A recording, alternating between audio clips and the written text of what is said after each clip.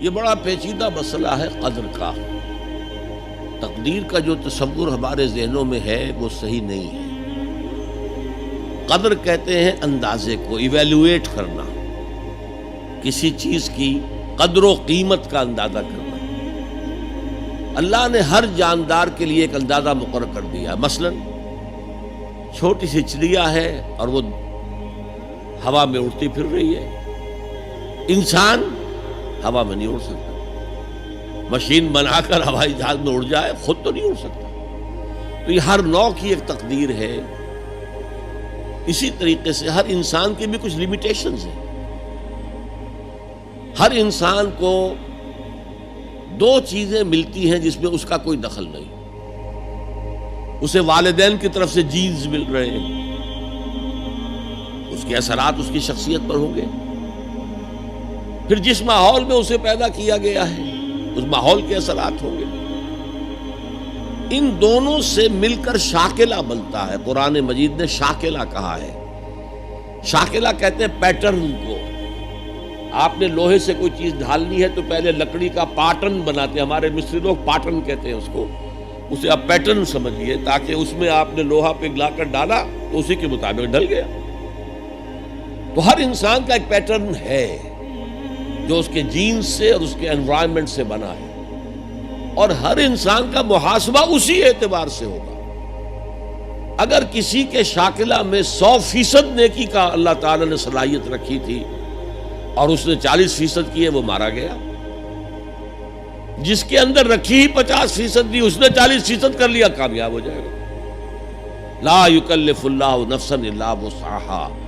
Every individual will be judged according to what was given to him by Allah subhanahu wa ta'ala.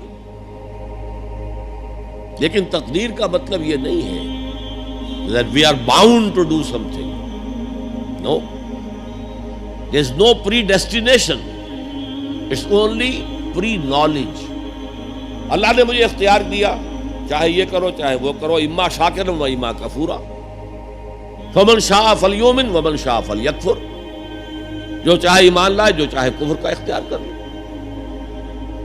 لیکن اللہ کو معلوم ہے کہ تم کیا کرو گے. یہ پری نالج ہے اللہ کا، پری ڈیسٹینیشن نہیں. اللہ نے مجبور نہیں کیا ہے. ہاں وہ لمیٹیشن جو آپ کی شخصیت کے اندر ہے وہ اپنی جگہ ہے، لیکن نیکی اور بدی، خیر اور شر، حق و باطل کا چوائس آپ کو دیا ہے. اما شاکرا و اما کفورا. فمن شاء فلیؤمن ومن شاء فلیکفر. This free will is with you and you will be adjudged on the basis of this free will. البتہ کتنی نیکی تم کر سکتے تھے اتنی کر لی، کامیاب، چاہے وہ مقدار میں کم ہو. اب جب غزوہ تبوک کے موقع پر حضور نے مسلمانوں سے کہا یہ جیش العسرہ ہے، ساز و سامان چاہیے، اب لاؤ پیسے پیش کرو. حضرت ابوبکر نے اپنا سارا اثاثہ لا کر رکھ دیا. پوچھا اپنے بال بچوں کے لیے کچھ چھوڑ کر آئے ہو؟ کہ کچھ نہیں چھوڑا. صدیق کے لیے ہے خدا کا رسول، بس اللہ کا نام چھوڑ کر آیا. اب حضرت عثمان نے بہت دولت دی اس وقت. ایک غریب انصاری، اس نے ساری رات ایک یہودی کے باغ میں وہ کنویں سے پانی کھینچ کر باغ کو سیراب کیا. صبح کو اسے کچھ کھجوریں مل گئی اجرت کے طور پر. اس نے آدھی لا کر اپنے بال بچوں کو دے دی، گھر کا نفقہ، نان نفقہ شام تک کے لیے. آدھی حضور کے سامنے لا کر رکھ دی. جو منافقین موجود تھے انہوں نے تمسخر اڑایا. ہاں جی ہاں، بغیر ان کھجوروں کے تو یہ لشکر جا ہی نہیں سکتا، یہ تو بہت. حضور نے کیا کہا؟ ان کھجوروں کو اس پورے ڈھیر کے اوپر پھیلا دو، اللہ کی نگاہ میں یہ اس پورے ڈھیر سے زیادہ بھاری ہے. آپ جو کچھ کر سکتے ہیں کیجئے. اللہ تعالیٰ کی لاٹھی اندھے کی لاٹھی نہیں ہے جو برابر چلے سب پر، بلکہ ایوری انڈیویجول اس کے علیحدہ علیحدہ حساب ہوگا.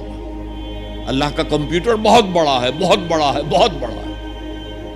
وہ ہر ایک کی قدر و قیمت کا تعین کر لے. صلی اللہ علی محمد صلی اللہ